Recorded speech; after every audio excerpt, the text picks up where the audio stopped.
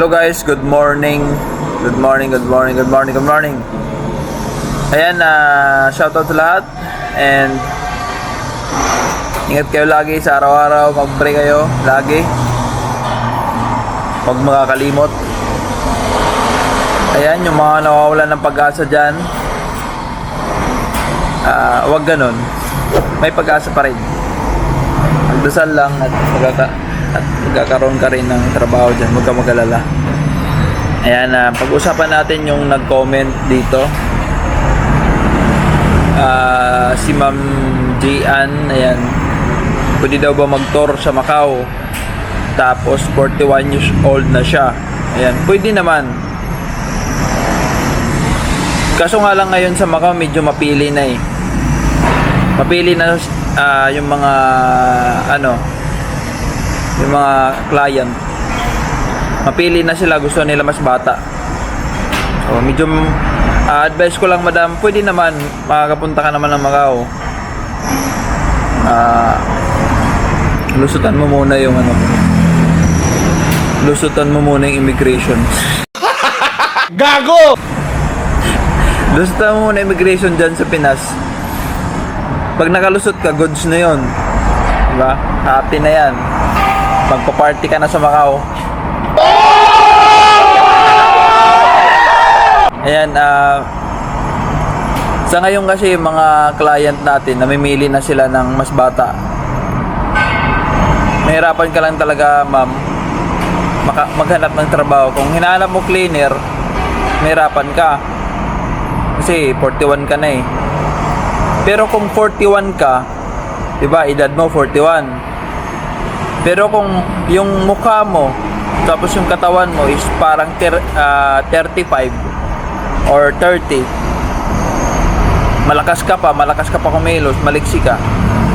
Yung hindi ka talaga pagkakamala na 41, yan, goods yan, makakahanap ka ng trabaho niyan, mabilis. Pero kung 41 ka na, tapos yung kilos mo pang 41 din, tapos pabagal-bagal ka, malabo yun. Yung parang paglakad mo lang, halatang matanda ka na eh. Pero kung yung kilos mo pa pabilis, tapos palangiti ka pa, yung parang wala kang problema na iniisip, yung lagi ka naka-smile, yan yung mga gusto ng mga chick.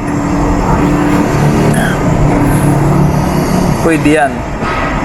Mabilis ka nyan, ma-hire ka nila nyan. Kasi, ito 41 pero pag kumilos parang bata, parang hindi 41 eh. Yun yung mga gusto nila. Sa bahay naman, yun.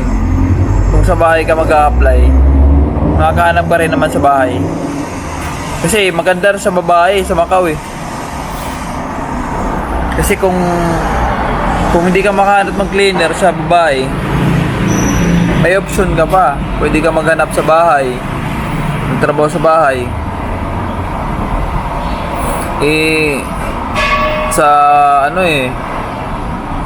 Sa Macau, lalaki hindi mo pwede kasi sa bahay. Tatanggapin kahit bakla, hindi tatanggapin eh. Babae talaga yung nila. Kaya yung mga babae may option. Pero sa mga maarte dyan na ayaw magbahay, uwi ka talaga ng Pinas or Thailand. Dalawa lang, uwi, Pinas or Thailand. Kasi mahirap maghanap ngayon eh. Dito sa Macau eh. Mahirap maghanap dito sa Macau ngayong buwan. Di ko alam, next month. Sabi October na, maglalabasan yung mga quota. Sabi ng agent na nakausap ko. Sabi din ng agency na nakausap ko na October daw. By October, magre-release na yung government ng quota. Kaya yun, mahirapan ka, madam. Kaya kung mukhang bata ka, kailangan pag nag-apply ka doon, energetic, hyper ka, panay smile ka. Huwag mo ipalata na sa edad mo is 41. Kasi hindi ka nila tatanggapin pag kumilos ka, parang mahina na, may edad na. Kasi mas pipiliin nila mas bata. Ayan, yun lang advice ko, madam. Sana nakatulong. Medyo pa-fit ka muna bago pumunta ng Macau. Ayan, good luck madam. Kaya mo yan. Yung mga sinabi ko sa iyo madam, ano lang yun, tips lang at saka pang-motivate sa mga pagpunta mo dito sa Macau. Ayan. Sana nakatulong. Kaya mo yan. Pray lang and then stay healthy. Yan. God bless po. Salamat. Ingat po lagi.